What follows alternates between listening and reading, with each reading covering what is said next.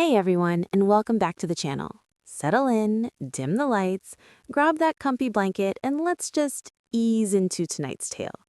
We're going to drift through a story that honestly feels like something out of a particularly strange dream you have after eating too much cheese.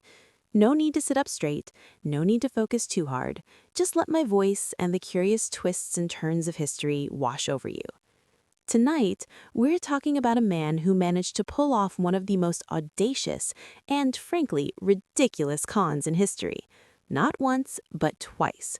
Yes, we're delving into the curious case of the man who sold the Eiffel Tower. Our story begins, as so many do, in a world just starting to grapple with the dizzying pace of modernity, a world where grand structures like the Eiffel Tower had only recently scraped the heavens. It was the early 20th century, a time of flappers and jazz, of burgeoning industrialism and apparently incredibly gullible scrap metal dealers. Our protagonist, or perhaps our antagonist, depending on your perspective, was born in Czechoslovakia in 1870. His name, if you can believe it, was Victor Lustig. And yes, Lustig actually means funny or jovial in German, which feels almost too on the nose for a man who made a career out of elaborate pranks on the unsuspecting wealthy. Victor, from an early age, seemed to possess that certain spark, that glimmer in his eye that suggested he wasn't going to be content with a quiet life. He was intelligent, charming, and had a facility for languages, eventually mastering 5 of them. These, of course, are excellent qualities for a diplomat, a scholar, or, as it turns out, a world-class con artist. He wasn't just good, he was exceptionally good. He was the kind of person who could sell ice to an Eskimo, or, as we'll soon discover, the Eiffel Tower to a Parisian businessman. Before his grand Parisian escapades, Lustig honed his craft in a rather unconventional setting, transatlantic ocean liners. Ah, the golden age of travel, where the wealthy and the naive were often cooped up together for days on end, just ripe for the picking. Lustig developed a series of scams, often involving a rigged card game or a money printing machine, a rather ingenious contraption that supposedly duplicated banknotes. Of course, it didn't actually print money, it was a clever box that would slowly duplicate one real bill inserted by the mark over several hours. The machine would dispense one real bill, convincing the mark it worked, and then Lustig would sell them the machine for a tidy sum, promising them untold riches. By the time they realized they'd bought a fancy wooden box, Victor was usually long gone, charming his way into another first-class cabin on another luxury liner. He was a man of leisure, always impeccably dressed, always exuding an air of sophistication and trustworthiness. Because, of course he did. That's how these things work. His reputation, or perhaps his legend, began to spread through the underworld, and probably through the polite society he so skillfully exploited. But it was in 1925 that Victor Lustig decided to aim for something truly monumental. He set his sights on Paris, the City of Lights, a city renowned for its beauty, its culture, and apparently its susceptibility to an absurdly bold swindle. Now let's talk about the Eiffel Tower for a moment. Built for the 1889 World's Fair, it was initially met with a fair bit of public disdain. Many Parisians considered it an unsightly monstrosity, a temporary eyesore that ruined the city's aesthetic. Even Gustave Eiffel, its creator, probably didn't imagine it would stand for centuries. The general sentiment, even in the 1920s, was that it was a bit of a relic, a terrible, expensive maintenance headache for the city. This widespread grumbling, this low hum of discontent, was music to Victor Lustig's ears. It provided the perfect, albeit incredibly shaky foundation for his master plan. Lustig, ever the meticulous planner, gathered as much information as he could about the Parisian government, and specifically the department responsible for public works. He learned that the cost of maintaining the aging iron structure was indeed a frequent topic of debate among city officials. He also discovered that due to political squabbles and budget constraints, public projects often moved at a glacial pace, shrouded in layers of bureaucracy and secrecy. This, my friends, was his in. He then forged official-looking stationery, complete with the appropriate government seals and letterheads. He dispatched letters to 6 of the most prominent scrap metal dealers in Paris, inviting them to a highly confidential meeting to discuss a matter of utmost national importance. The letters were phrased with just the right blend of officialese and urgency, hinting at a top-secret government initiative that required discretion above all else. Because, of course, dismantling the most iconic landmark in France would be a matter of discretion. The scrap metal dealers, naturally, were intrigued. A government contract of this magnitude could make their fortunes. They arrived at the meeting, held in a plush suite at a fancy Parisian hotel. Lustig understood the importance of setting the scene, of projecting an image of authority and legitimacy. He introduced himself as Deputy General Director André Poisson, a name he just pulled out of thin air, presumably, and he had a rather startling announcement to make. He explained, in hushed tones, that the city of Paris had come to a difficult but necessary decision. The Eiffel Tower, despite its iconic status, was proving to be too expensive to maintain. Its structural integrity was a growing concern, and the cost of repainting it every 7 years alone was astronomical. The public, he lamented, was growing tired of the temporary eyesore. Therefore, the government had decided, with great reluctance, to dismantle it. Now, pause for a moment and consider this. The Eiffel Tower. Dismantling it. It sounds utterly preposterous, doesn't it? Like something out of a cartoon. And yet Lustig presented it with such gravity, such conviction, that these seasoned businessmen actually bought it. This speaks volumes about Lustig's charisma, certainly, but also about the cynical undercurrents of Parisian society at the time.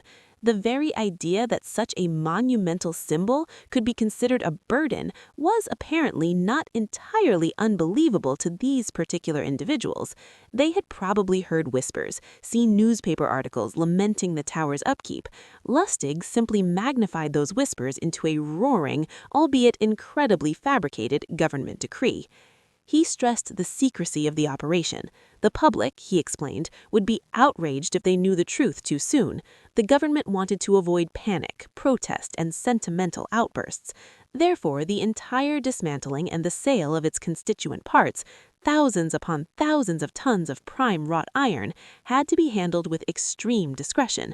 The chosen scrap metal dealer would be bound by strict confidentiality agreements. This, of course, was merely a clever tactic to prevent any of the dealers from actually verifying his story with legitimate government officials. Because why would you verify a top-secret government project? That would just be rude, wouldn't it?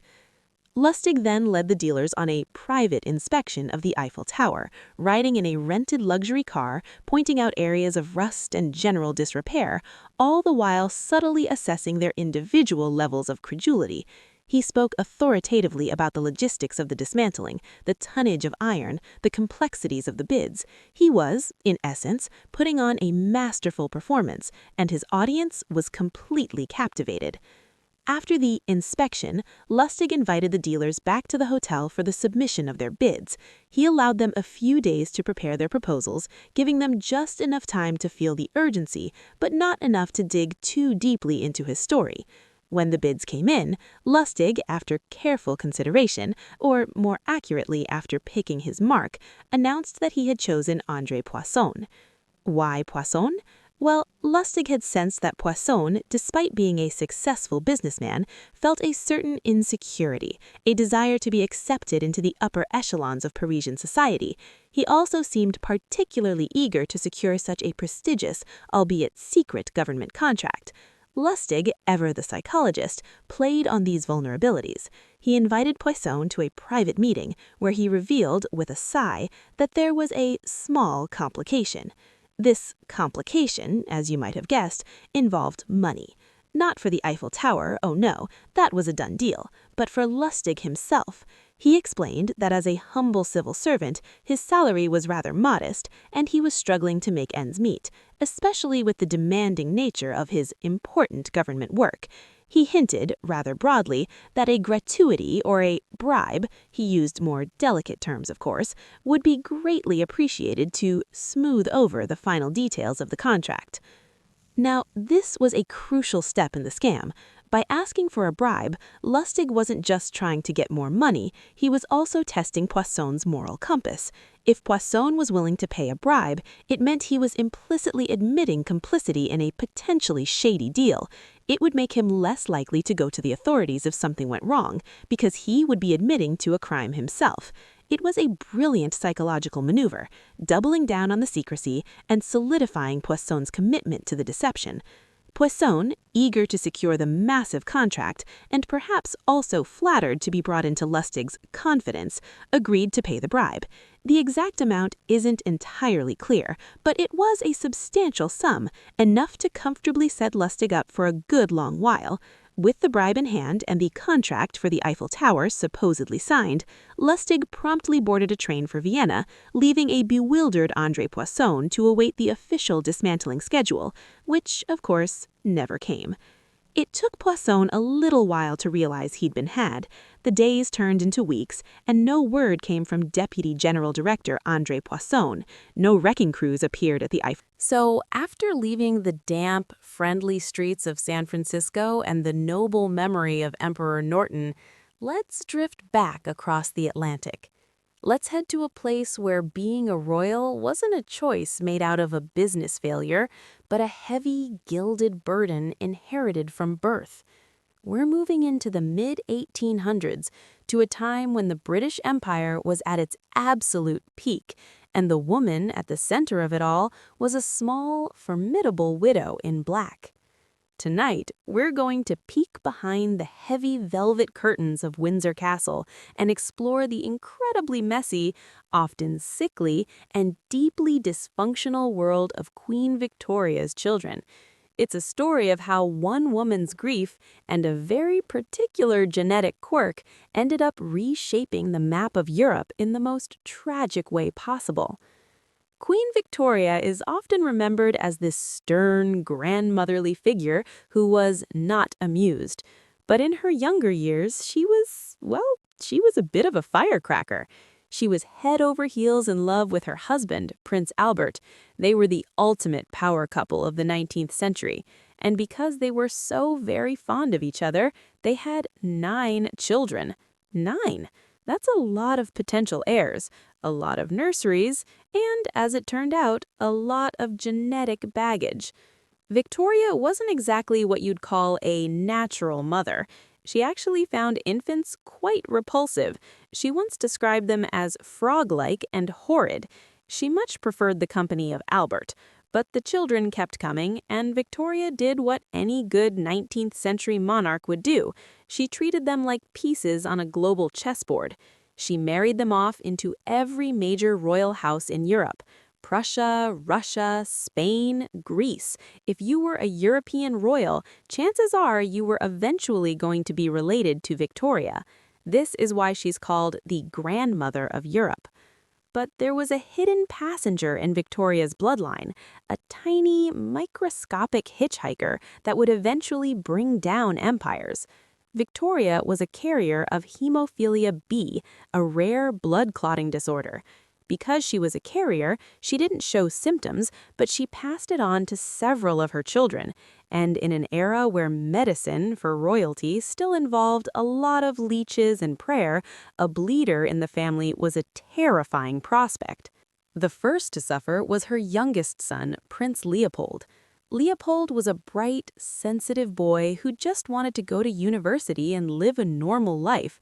But because of his delicate health, he was essentially kept in a padded room for most of his childhood.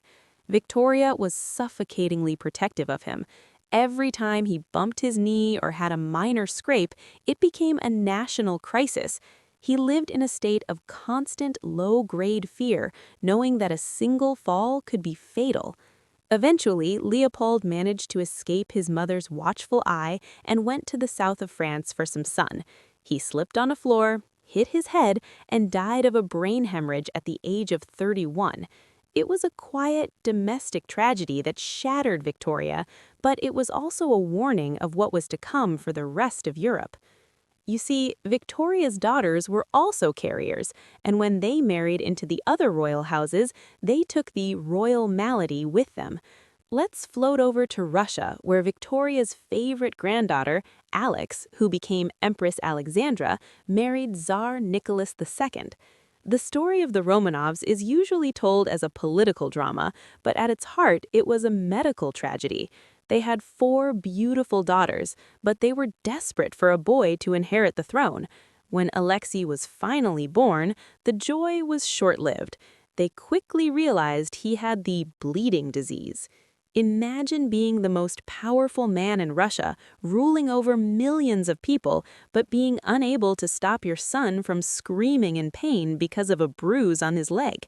It made the Tsar and Tsarina desperate. It made them insular. And most importantly, it made them vulnerable to a certain holy man named Rasputin. Rasputin wasn't a politician, he was a Siberian peasant with very intense eyes and a supposed knack for stopping Alexei's bleeding through prayer, or, as some modern historians think, by simply telling the doctors to stop giving the boy aspirin, which actually thins the blood. Because he could heal the air, he gained total control over the empress. The Russian people, who didn't know about the boy's illness because it was a state secret, just saw a bearded weirdo running the country. It was a recipe for revolution, all because of a genetic mutation that started in a quiet palace in London. But back in England, the dysfunction wasn't just about blood, it was about personality. Victoria's eldest son and heir, Bertie, the future Edward VII, was the absolute opposite of his father, Albert. Albert was serious, hard-working, and loved a good spreadsheet.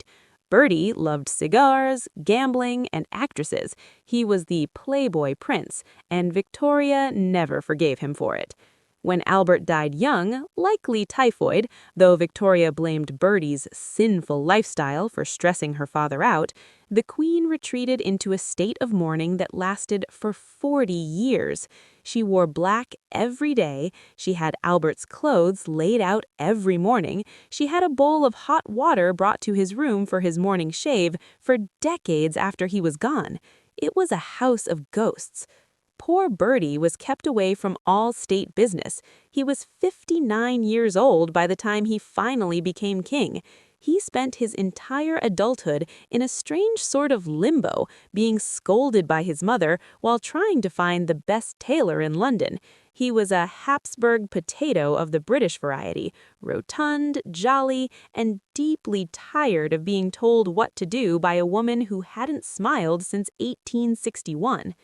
And then there were the other children. You had Vicky, the eldest, who married the Crown Prince of Prussia and spent her life trying to turn Germany into a liberal democracy, only to have her son, Kaiser Wilhelm II, turn out to be a pompous, warmongering disaster with a withered arm and a massive inferiority complex. Wilhelm's mother, Vicky, had tried so hard to be the perfect parent that she ended up making him feel constantly inadequate. Many historians argue that World War I was essentially a massive, violent family therapy session between Victoria's grandsons that went horribly wrong. Then there was Princess Alice, who died young of diphtheria after nursing her own children through the disease. It was Alice who brought the hemophilia gene to the Hessian line in Germany and eventually to Russia. There was Prince Alfred, who joined the Navy and mostly tried to stay as far away from his mother as possible. There was Princess Louis, who was a bit of a rebel, an artist who married a commoner and allegedly had a very active social life. The Victorian court was a place where everything had to look perfect on the outside, the lace doilies, the stiff collars, the polite tea parties, but underneath it was a simmering pot of resentment, illness, and mourning.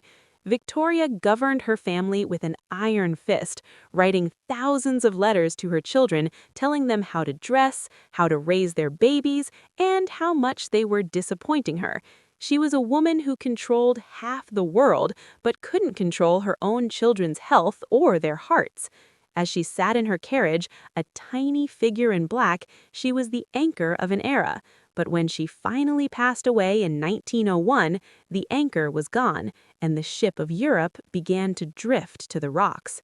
It's a strange, slow realization, isn't it, that the history of the world, the wars, the revolutions, the falling of empires, can often be traced back to a single family's dinner table or a single drop of blood that refused to clot. Let's float away from the mourning veils of Windsor now. Let's drift further back in time, away from the 19th century and into the medieval world, where being a royal child wasn't just dysfunctional, it was downright dangerous.